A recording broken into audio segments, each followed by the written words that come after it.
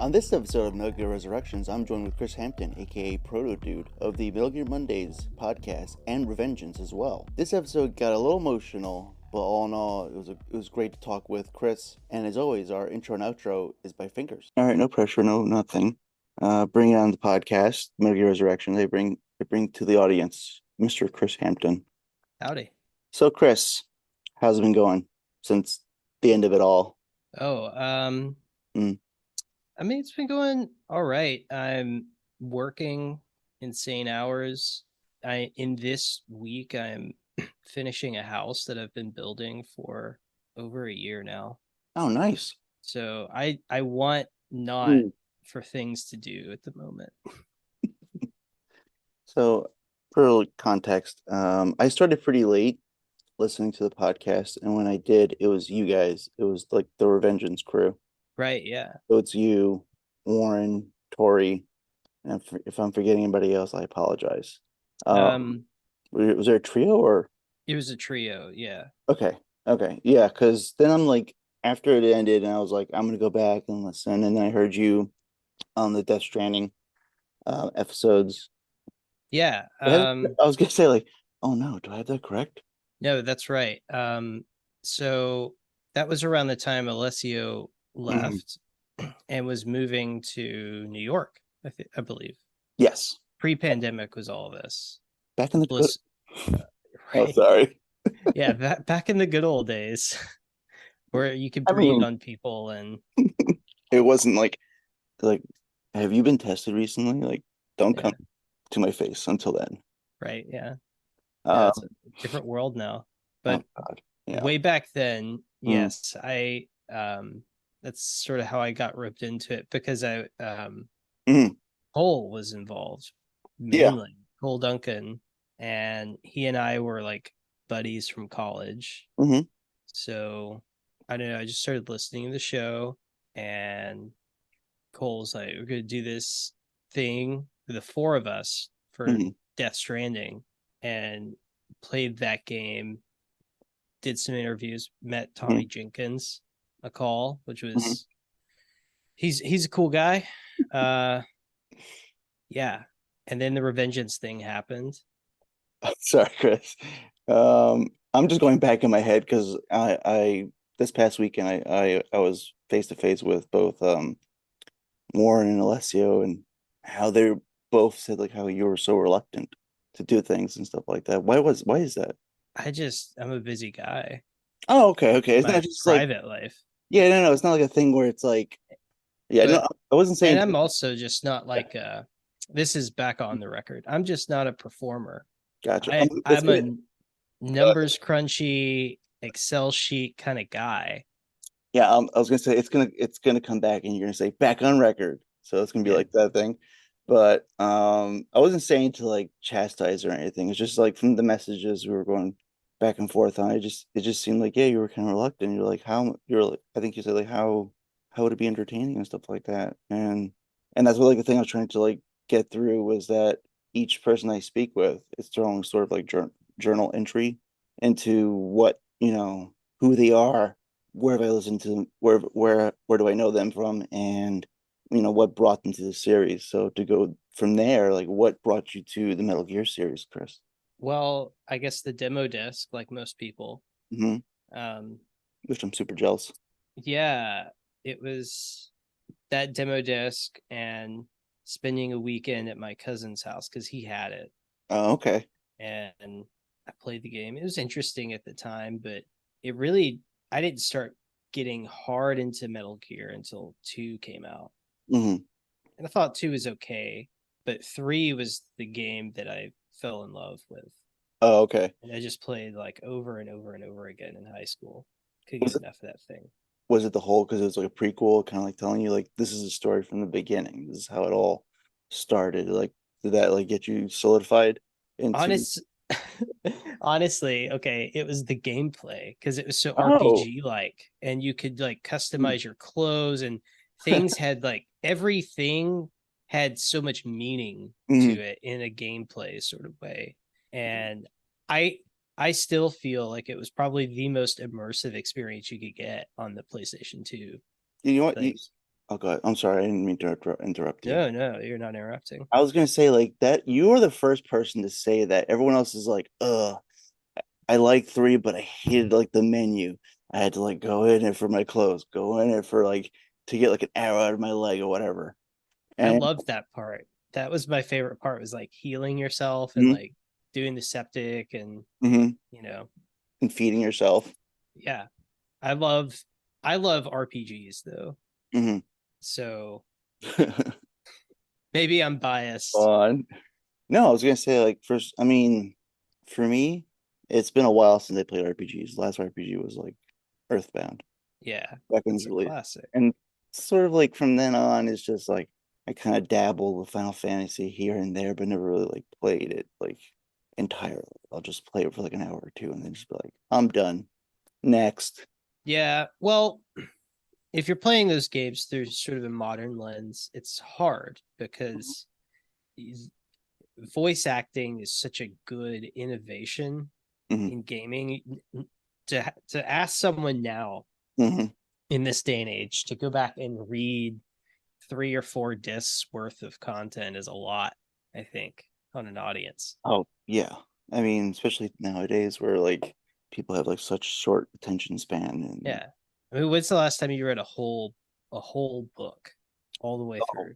I'm kind of like forcing myself to do it now because of the pod of this podcast. I'm like reading the creative gene, but like, for Oh fun, for yeah. like, for myself, it's maybe been like a couple weeks.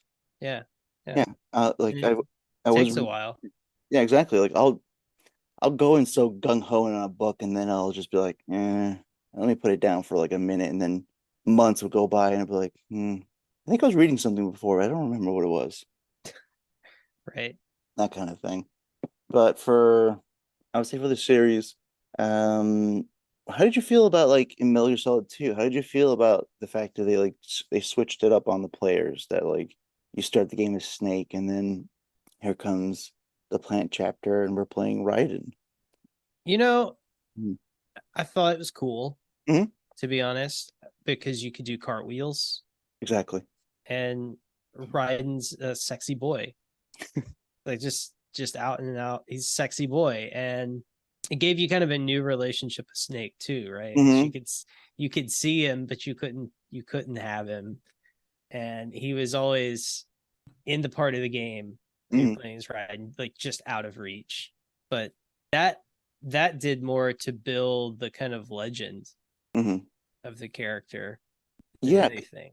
yeah. Because I would say like when it's finally it's coming down where it's like we're getting near the end of the game and it's Mm-hmm. Raiden and Snake are like sort of like doing like somewhat back to back and they're just like you're like posing up and you're like, yeah, I'm like basically fighting with like the legendary Solid Snake in this all out battle.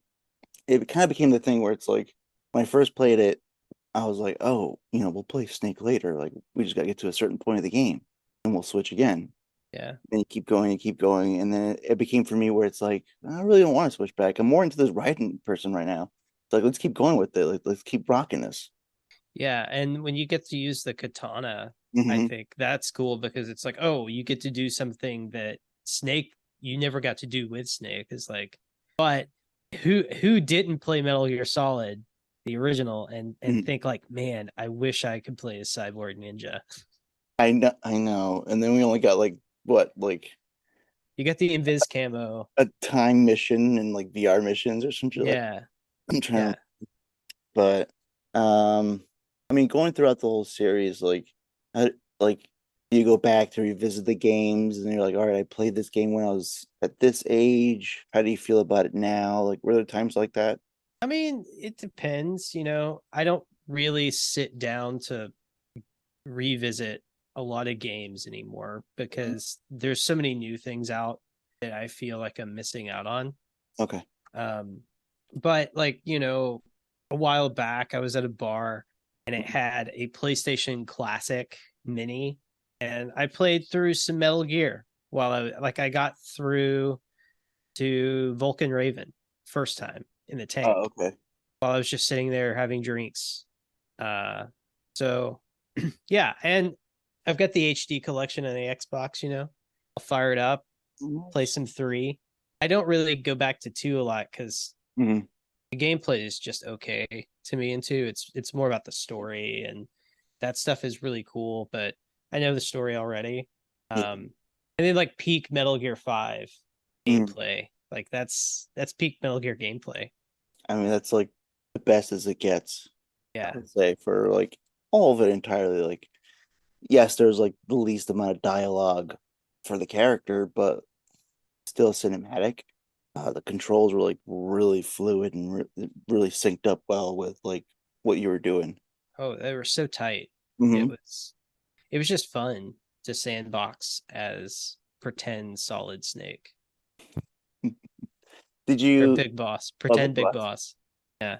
How did you feel about like, because it's still like people, I mean, because time's gone on, people will talk, they'll say like little things here and there. They'll be like, we've heard from like, David Hayter saying like, oh, he met such and such, and they gave him the answer like saying, oh, we don't need you back and stuff like that. Like, how did you feel that you were going to get David again, that you were getting Kiefer Sutherland? I mean, on one hand, it kind of Yeah, makes sense with the story, yeah, right? it does. It does make sense for the story. On the other hand, it is kind of disappointing because David Hayter, for a lot of the Metal Gear community, is kind of the face of the protagonist. Yeah, Remember, even after there was that E3 spot yeah. that he did um, for Metal Gear Solid 3, where he dressed up like Snake, and a lot of people I remember back then in school were like, "Oh man, he looks just like Snake too." He should be in the movie. Oh no. Yeah, which is fine. I don't know about David Hayter as an actor. Um, I mean, yeah, I was gonna say like last thing I seen him was like the Guyver movies. yeah, That's like the last time I see him like act on screen.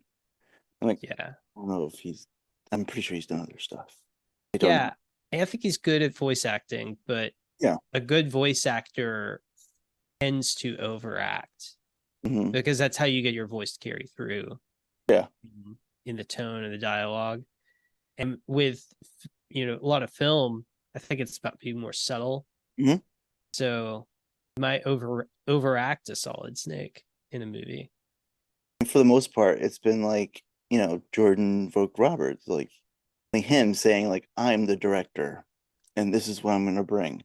So Right. far, no one else has said anything, and it's like one of those things where will it happen? Will it not happen? Do we want it? Man, I have my doubts about Mhm. this movie ever getting made, to be honest with you.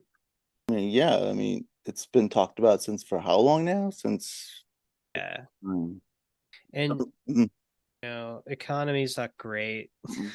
right now.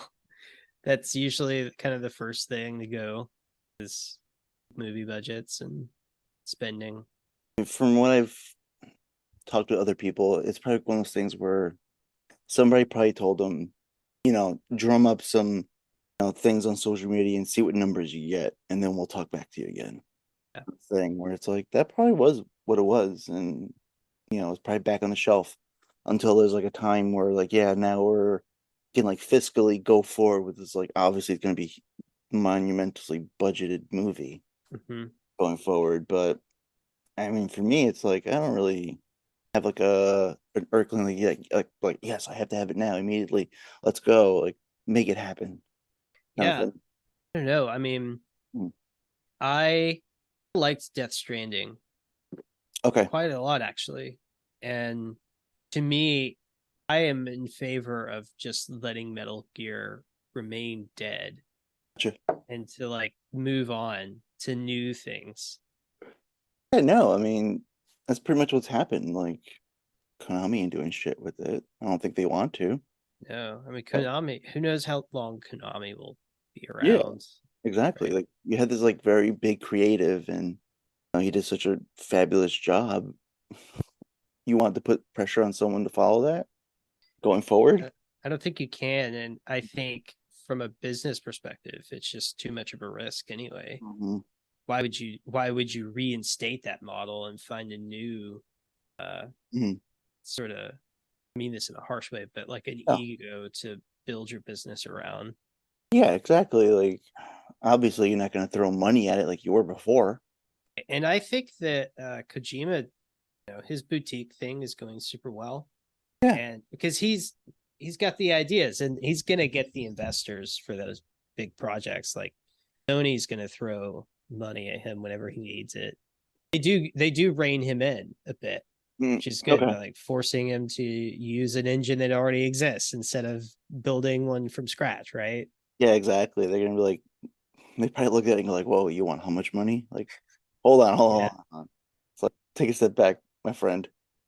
We're Mr. Money Pants, and you come to us. Nothing. yeah. There's a lot of interesting ideas in that game. The narrative is pretty loose. Yeah, I was gonna say like keep going forward with it because when I was hearing you guys during like the training, it seems like yes, you're doing it for the show, and yes, it does sometimes feel like you're forcing yourself into it. But Yeah, like all out of all of you guys, it seems like you were the one that like from the way you were speaking about it and your voice and your tone, like you enjoyed this ride you were going on with the game. yeah. It was just the most different Mhm. game I had ever played in my life. Uh, Exactly. Yeah. Mhm. I so I'm playing Cyberpunk right now, right? Yeah. Okay. And I'm excited. I'm loving it. Prenner's got me back into it. But I have to say, after I got through the intro stuff Mhm. and through a good chunk of the game, I started to feel like, oh yeah, well I did this in Fallout, and I did this in Fallout. And this game borrows a lot from Fallout and also from like Deus Ex and System Shock and whatever. And then the illusion breaks and it's like, oh, well then I've just played this game before and I'm bored. Um so if the story's good, you can plow through that moment. Every like thing that you got in Death Stranding was like, oh well, I've never done this before in a Yeah. game.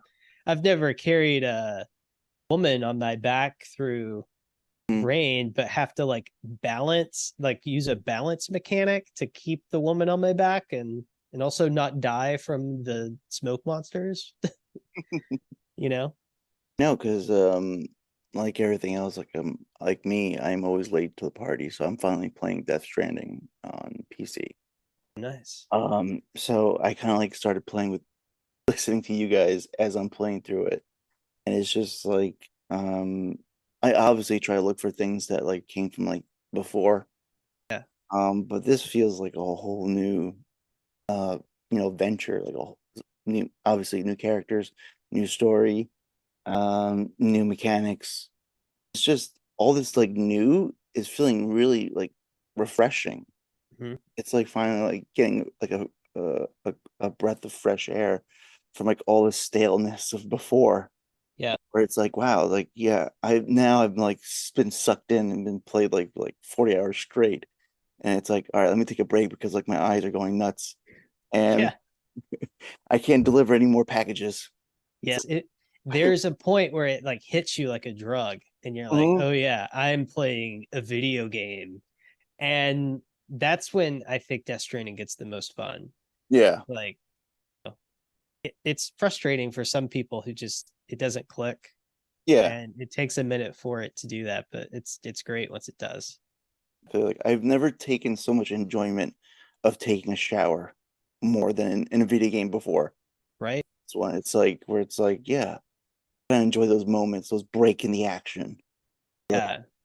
sort of like go into like the cinema mode where it's like, yeah, I'm gonna watch my Marias take a shower real quick and watch him scrub just water on his body, no soap. Yeah. Still can't fathom like we're in the future, like where bars of soap. Or the baby. I'm gonna go talk to the baby, but suddenly it has Guillermo Tormo's head on it. Um yeah, I loved like Mm. the road building sort of thing. I got really into that Yeah, go when I ahead. was playing and it was like I set out to make a goal of like, okay, I'm going to build this whole road. I just don't have to fuck around with anything that's not the road. And um in like Souls games, you have the blood stains and messages that people left. And it was cool to see in Death Stranding how you would see people add to your efforts, Yeah. and it was like becoming a team thing. That was really cool. Mm. And that's like still that's the part that I really like enjoy. It's like, Hmm. yes, it's a single player game, but everyone has like a part in it to be part of. Yeah. Where especially when if you like start like, part of like roads and like putting up like boxes and zip lines, then it's like every once in a while you'll boot up the game and all of a sudden you'll have like this like, you know, it's like 50 lines saying like X, Y, and Z person like have used your thing or like they're building up for you or they're like rebuilding with you as well. Whereas wow, it's like yes, you are alone, but you're not really alone in this game. Hmm. Or sort of like a game where it's like you want people to get connected, especially when the game was like really starting to get hot, like at a time where like people were disconnected from the world, but they had to like connect in other ways. Yeah. It kind of spoke to that where it's like, yes, the game of connection is actually connecting people and keep going further. Like people are still playing it. And with like the director's cut, like people are like going back to it to like this new additional content and stuff like that, where it's like it's really enjoyable to like see like it's kind of like camaraderie, like a game where it's like I'm so used to like playing a multiplayer game where it's like a probably like a first person shooter and some 15-year-old kid is just trying to stab me in the face. Yeah. And I was like, yeah, I'm not in, I'm not in for this. Like I need some place where it's like I can feel good while I'm playing this game, not feel shitty. Right. Yeah. I play a lot of Destiny, Mhm. so you don't need Trials or Crucible in my life. That's old. Yeah, now exactly. Um, yeah, no, Death Stranding was a really unique game and Mhm. pretty special, and I'm glad that coming back to it. I know people were harsh on it. Sad. Yeah, I don't I can't figure out why. Figure out like maybe because it's not what they wanted. It's challenging to play. Yeah, Like it's not a just moving around is kind of difficult, and yeah. I was gonna say like it makes you think like before you step foot onto your journey to yeah, do going forward, you succeed. right. Like don't kill anybody. And also your like package management. Talk about Mhm. inventory management. You Which know, that's okay because you know what that's like the part I've loved like when I play Resident Evil 4. It's like you're doing like inventory management to like make sure like you're like lock, stocked, and loaded to play that game. So it's like for people who play that game, why can't you get used to this one? It gives you things to it gives you like ways to like sort of like go forward like and progress yourself. Like you have like those carriers, those floating carriers, you have like vehicles, you hmm have shared lockers, you can always like, put your stuff in there or entrust your cargo with someone else. That yeah, lines too. Potential in the mountain. which are like now are like a big thing where it's like if I connect somebody to the Kyle network, I'm like zip lines everywhere and I'm like kind of I feel like I want to ride the zip line to get through like the journey real quick and the other half of me says maybe I want to play this how it originally came out and just like struggle and through it. Yeah. The mountain can either be the easiest or hardest part of the game, depending on your zip line usage.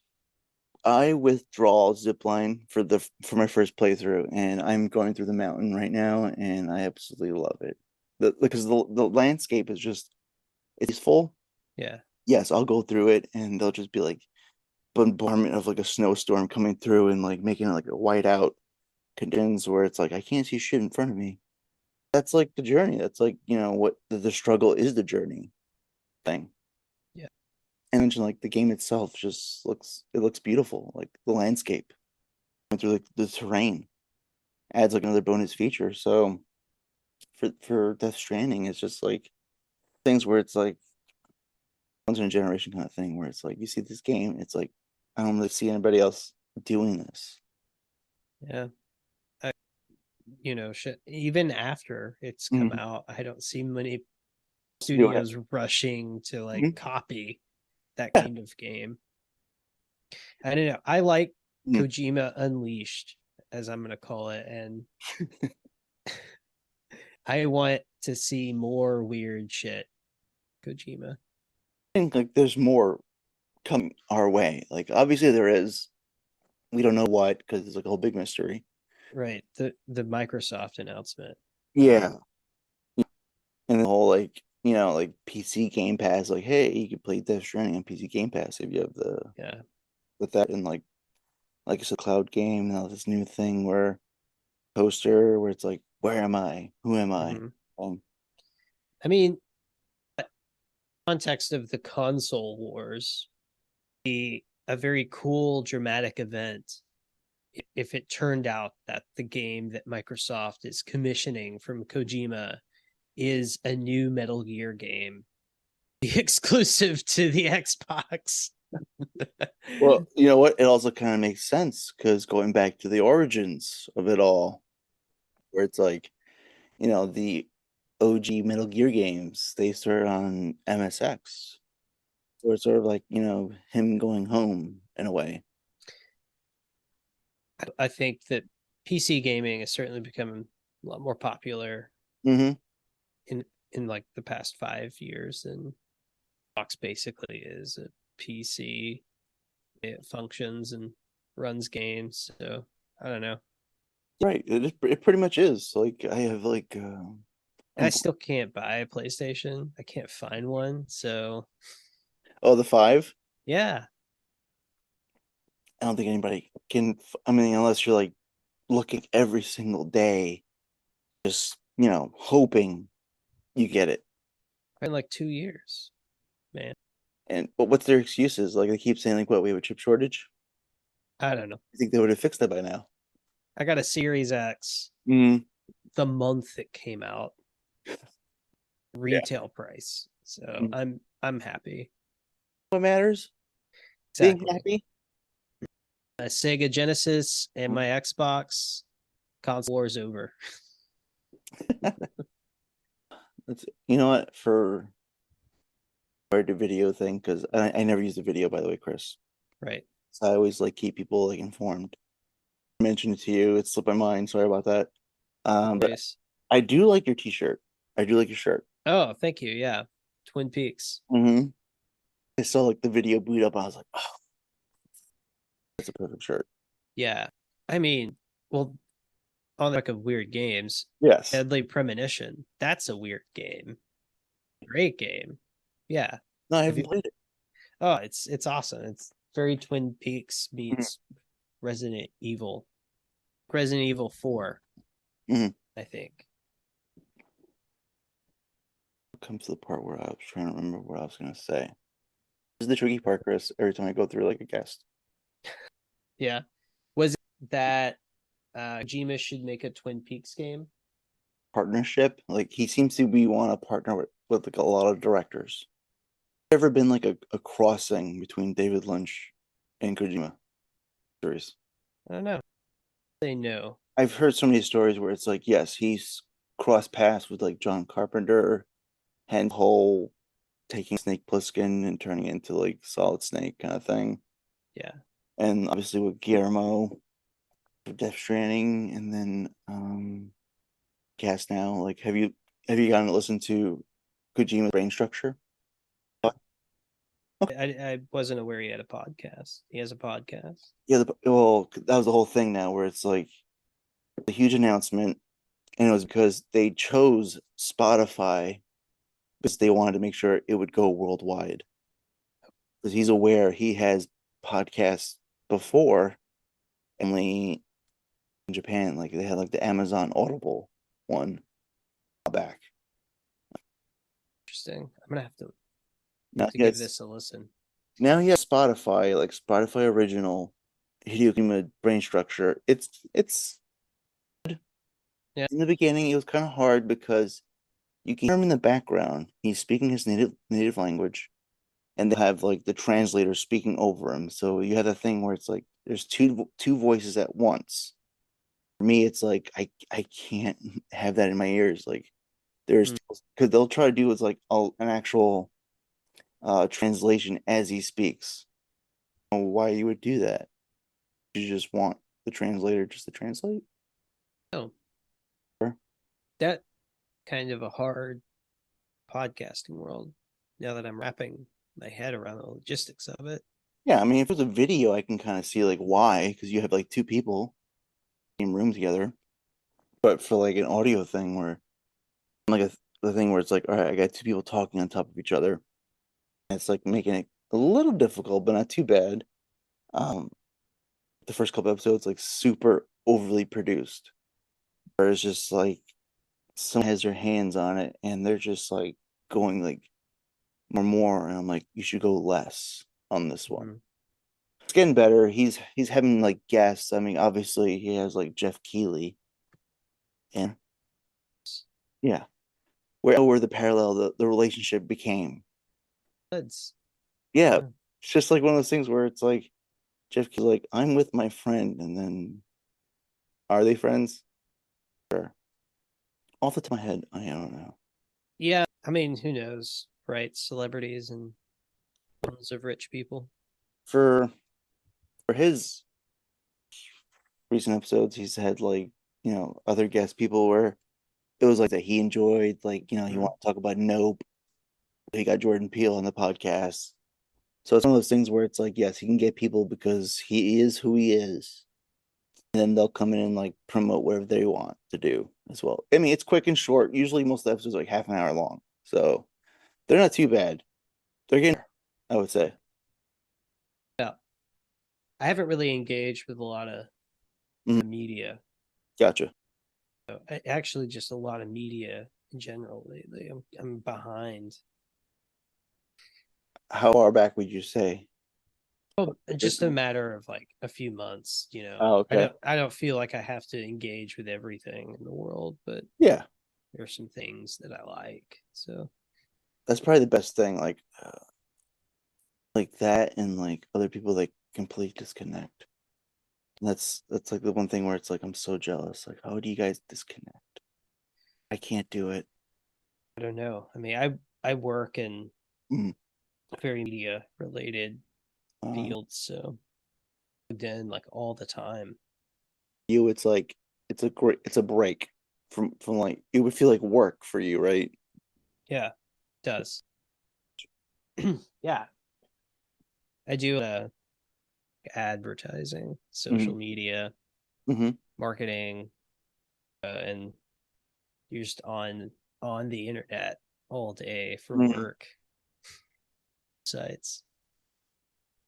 I would say out of all the people from the podcast, you were the one that were like the most interesting to me. Oh, how's that? Look, I feel like there was like something you were holding back. You weren't letting your full self like explored in a way. Well, I don't know. Like, Mm. why would that even be relevant? Little old, I'm just a me, right? Yeah, it's true. And I feel like we kind of live in a world where, maybe not a world, but a society. Mm. Our American society is sort of pops up the idea of celebrity, Mhm. and I feel like the ideas of celebrity, ideas of like our wealth and our views on wealth are trickling into this concept of fame and celebrity and influencer status. In a way, it's like, well, yeah, everybody's got to take Yeah. on everything, and like the unique thing in the world is now like not having Mm. to share your takes on everything. I find it kind of hard to do that. And I think that's why I found podcasting hard too, because Mm. I prefer to get my ideas down on like paper and writing and longer form so I can read out. And I find it hard to fly really Yeah. whip through stuff. I'd be a terrible late night show host Yeah. or guest. Yeah. I was gonna say like I'm not like trying to like blow smoke up anyone's butt or anything like that, or like, trying to, pry things out, because I can understand, like, yes, we all have like things in our lives we want to keep private. We don't want people to like know about things that they don't really need to know, Yeah. Yeah. stuff like that. That's like I fully understand.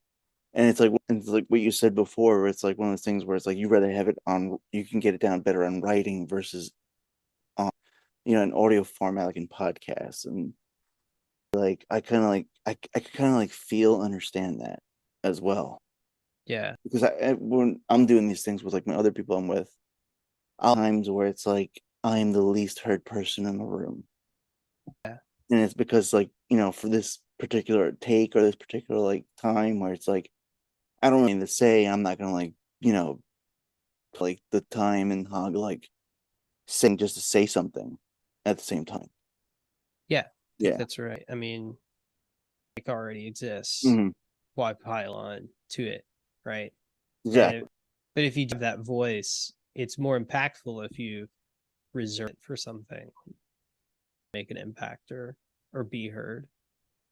I So was, and I would say like have you gone into like other ventures like with like podcasting, or has like that been the end for you?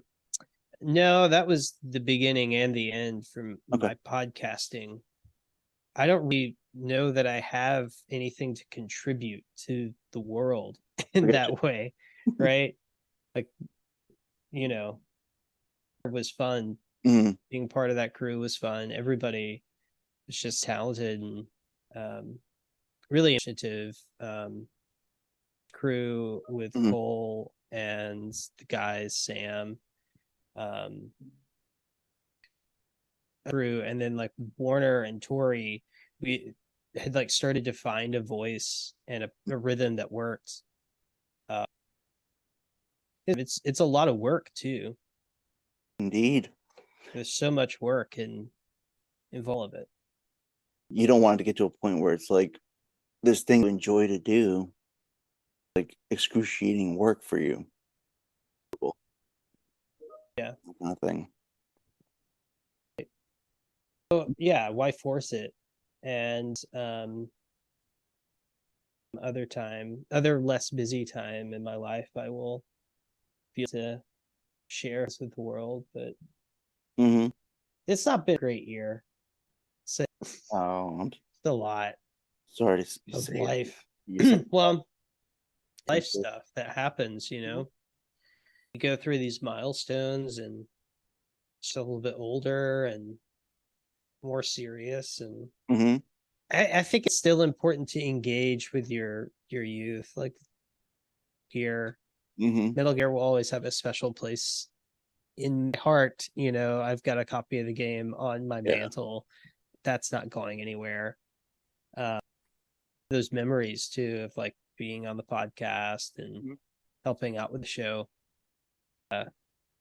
fluidity in your life to be able to come and go if you live a pretty robust round experience. Thank you. I fully understand you. I want to call back. You're building your own house? It's a remodel of a Okay. house, but it's been going on for about a year. It's basically a rebuild, had like wiring from the 20s in it. It'll be done soon and have a place to live. Um, Was there anything else you wanted to like talk about that you didn't get a chance to like maybe have said during your tenure, or anything you wanted to bring up? no, I mean, Hmm. I sort of left it all out there, Yeah. and then we had the episodes. So I feel like everything was sort of said there. Uh, that community have a special place for Yeah. it in my heart and always will. And it seems to be a consensus where it's like everyone what they and they wanted to say. Like nothing Mm-hmm. was left on the table. Um, I'm hoping that you didn't get like a fatigue. I've heard from other people where it's like it kind of bear down on you for a while for that person, I would say.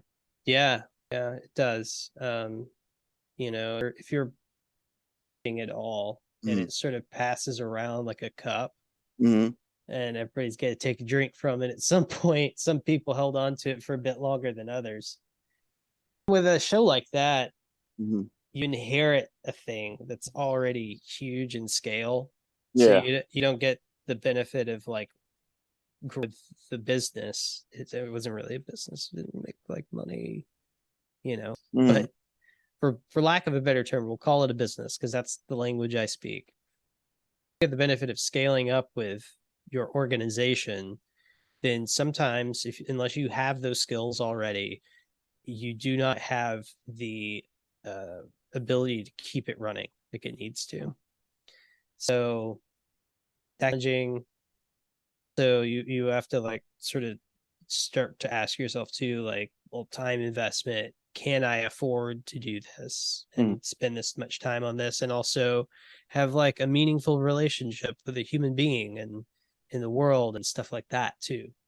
That requires time and energy. So too thin, kids. You'll get burnout. And I would say, like, I would think like the latter would be the better, like the relationship. That In relationship. We're humans. We can't be alone. Sure, yeah, that's true. No person is an island to themselves. That's the truth. I would always say, like, if it becomes a thing where it's like this thing gets in front of you versus a relationship that you know that you can go forward with, go go with love. Yeah. Isn't prying too much, Chris, into your No, not at all. I okay. mean, I think like it's, if Mm, general events, there's been like a lot of good and bad happen, you know, and it's bittersweet when things are bumping up against each other. You have hmm really good, awesome things like, oh yeah, I'm like this house finished, I'm moving in with my partner, and then you have like the sadder like things like my mom died this year. I'm sorry, Chris. Yeah. Well, and then my brother-in-law a few months before that, like a newborn kid and an older kid too. So it's been tough for the Hamptons this year. You move past that, you Mhm. move to a new thing, and then have active in life. Heavy towards the end. Yeah, well, yeah, No, that's I'm the just risk of I'm life. just stating it. I'm just stating it. But Yeah, yeah, yeah. again, like whatever you want me to edit out, Chris, I'll edit out. No, it's fine. You can take that or leave it. I don't know. I mean, sorry to. No, no, no, no. And I understand, like, we all have lives. Like, when, it's it's things like this where it's like you to be grateful to have the people around you that you can hold down, Yeah, it's true. I would say. Because I can understand, like, I lost my mom like 10 years ago. And Yeah. she was like the reason why I played Metal Gear. She got me the system, she got me the game. Oh yeah. So, because she was the gamer. So, I mean, this is like one of those things where it's like, it always like, this whole game series, like, kind of like carried with my mom. Yeah. Unfortunately. Yeah. My mom introduced me to games too. Like Oh, that was sort of bonding thing. yeah. But it was when I was a kid. So That's another good one. yeah. I would say, like, moms who play games are always like, I hear too many stories about it, and I carry with me in a way. Yeah. Like, I'll continue on because I have a 19-month-old daughter now, and it's Oh, like things where it's like I want her to grow up a little bigger so I can like show her the things that I enjoyed growing up myself. yeah. But yeah, and like the pain behind there as well. Oh yeah. But that's part of life. Exactly. It's there's And just a whole spectrum of experience of it, right? mhm, Uh, and I think the risk sometimes of reveling too much nostalgia is that mhm. you stay in one point and you don't really move through the rest of it. Yeah, yeah. I mean, that's the whole point. You have Yeah. to grow up. You have to go on with your. Yeah. I think you grow. Mhm. You can't stop that. The Yeah, growing happens. It's that. just Mhm, if you don't control the growing, mhm. then you're growing into something that's like weird and almost foreign to yourself. It's good. It'll, I'm getting a little teary eyed. Like, I'm sorry. Like, oh God. yeah. So It no. It also, like, I always get it. This is nothing where it's like I've gotten emotional in these episodes, so it's like yeah. that's the part of editing in a way. Only the person that I've spoken with knows it. Say, you know, for sharing that, Chris, because sometimes we don't hear because we hear you guys as voices, we hear you guys as like, whole thing where it's like, yeah, you guys are part of like this crew on this podcast, but we don't hear like the other things behind it, or it's like, each and every one of you are individuals and you guys Yeah. have lives and stuff like that. And, it's like one of those things where it's like, and yes, people somewhat, they're like, oh, they're a little bummed things in, but it's like, yeah, sometimes a good thing things end because then people get to like go on and grow and move on with their, go on with their lives. Yeah. I would say, like, for you, I want to thank you for coming on and sharing basically like things that's happened, like how you came to how you came to that podcast and how you carries. Yeah. For having me. It's a pleasure.